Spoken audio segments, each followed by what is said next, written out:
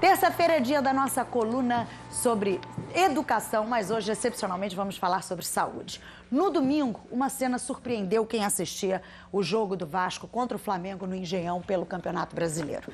O técnico do Vasco, Ricardo Gomes, teve um acidente vascular cerebral durante a partida e o número de internações por AVC tem aumentado aqui no Brasil. Só no ano passado, mais de 175 mil pessoas deram entrada em hospitais públicos com esse mal que pode até levar à morte. As pessoas acima de 40 anos correm mais riscos. Tema para o nosso comentarista de saúde, Dr. Luiz Fernando Corrêa. Bom dia, Dr. Luiz Fernando. Eu começo lhe perguntando, AVC e derrame são a mesma coisa? São. Derrame é como o leigo, o público entende, conhece o AVC. É o apelido, é o apelido do assim. AVC. E, aliás, é até bom lembrar, porque também existe um outro nome técnico, que é o acidente vascular encefálico, que quer dizer a mesma coisa também, do ponto de vista grosseiro. Que as pessoas... São detalhes mínimos, é um pedaço do cérebro, mas é o cérebro todo, enfim. É a mesma coisa. AVC, o AVE, ou o derrame, é a mesma coisa. A gente está vendo aí uma ilustração. Explica pra gente o que é que acontece, Luiz Fernando. Existem dois tipos de acidente vascular encefálico ou derrame.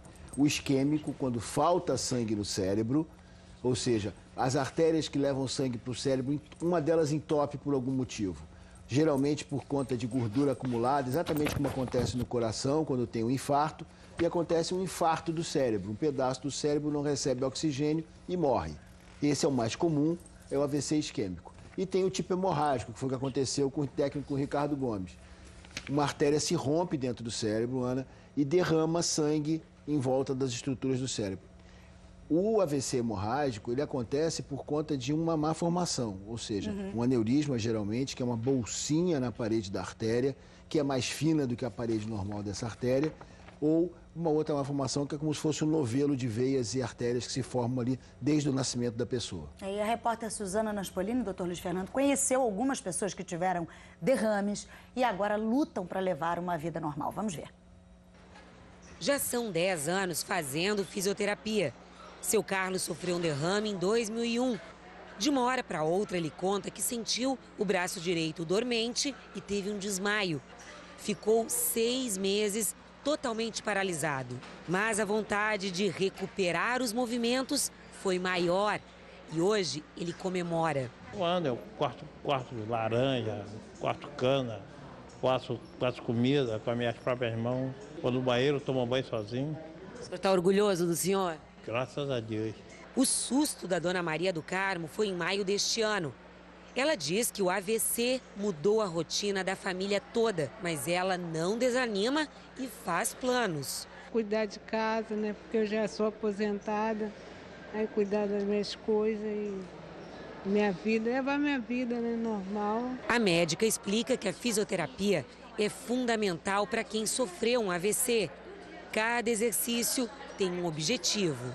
A dona Maria, por exemplo, ela está treinando a marcha, ela está ultrapassando obstáculos. É que a gente está treinando como se ela estivesse andando na rua, ultrapassando os buracos, ultrapassando os degraus. Seu Carlos, que está ali, está pedalando. É importante para as pernas esse movimento. Isso. A gente está trabalhando a resistência aeróbica dele, que ele consegue ficar com mais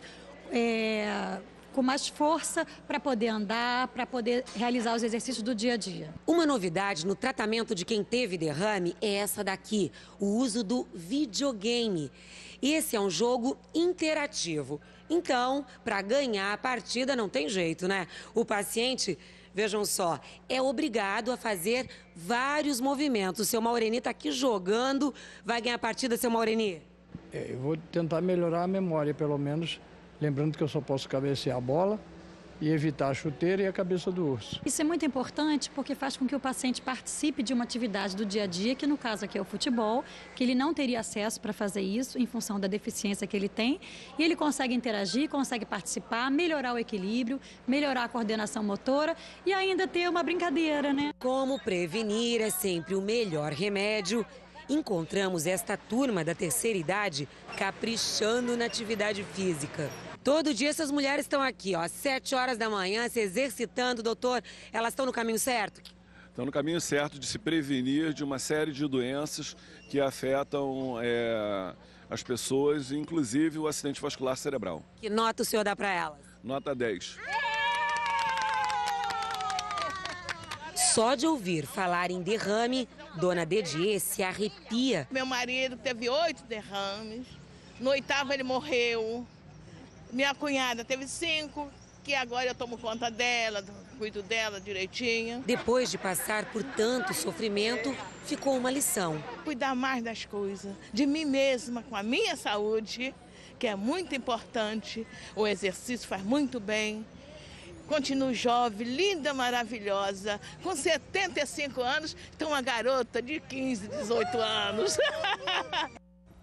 Essas mulheres que a gente viu na reportagem fazendo exercícios estão na Academia do Idoso, que fica ali na Praça Cerzedelo Correia, em Copacabana, entre as ruas Siqueira Campos e Hilário de Gouveia.